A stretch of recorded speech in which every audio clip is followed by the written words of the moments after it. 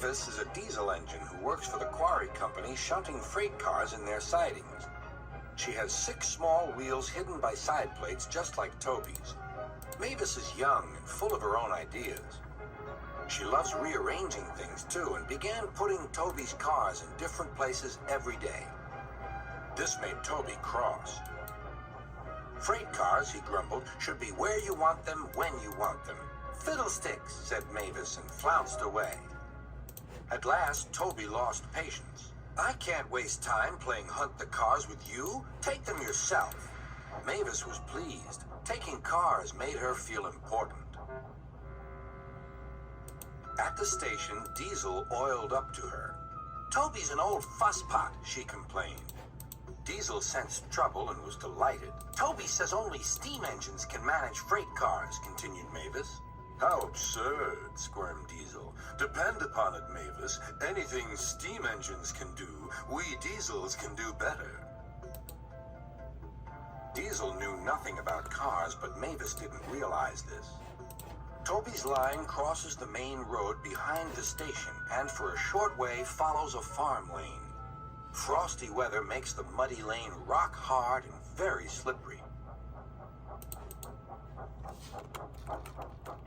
Toby stops before reaching the lane. His fireman halts the traffic at the crossing, and then he sets off again.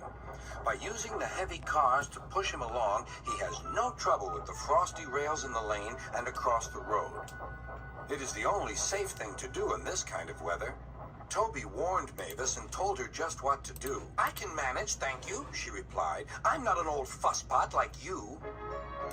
The freight cars were tired of being pushed around by Mavis. It's slippery, they whispered. Let's push her around instead. On, they yelled. Mavis took no notice. Instead, she brought the cars carefully down the lane and stopped at the level crossing. All traffic halted. One in the headlamp for fusspot Toby, chortled Mavis. But Mavis had stopped in the wrong place. Instead of taking Toby's advice, she had given the cars the chance they wanted. Hold back, they cried. Grrr up, ordered Mavis. The cars just laughed and her wheels spun helplessly. Workmen sanded the rails and tried to dig away the frozen mud, but it was no good. Everyone was impatient. Grrr, wailed Mavis. Toby was in the yard when he heard the news. I warned her, he fumed. She's young yet, soothed his driver, and she can manage her cars herself, interrupted Toby. They're your cars, really, his driver replied. Mavis is supposed to stay at the quarry. If Sir Topham Hatt finds out... Yes, said Toby thoughtfully. He and his driver agreed that it would be best to help Mavis after all. An angry farmer was telling Mavis just what she could do with her train. Having trouble, Mavis? Chortled Toby. I am surprised. Gosh, said Mavis.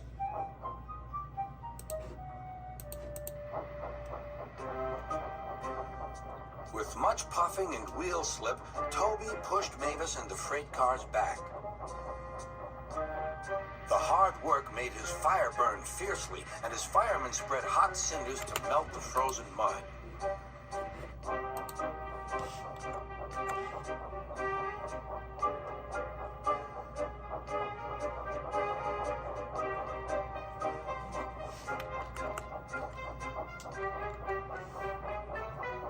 At last, they finished. Goodbye, called Toby. You'll manage now, I expect.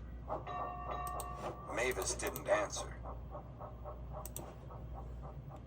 She took the cars to the sheds and scuttled home to the quarry as quickly as she could.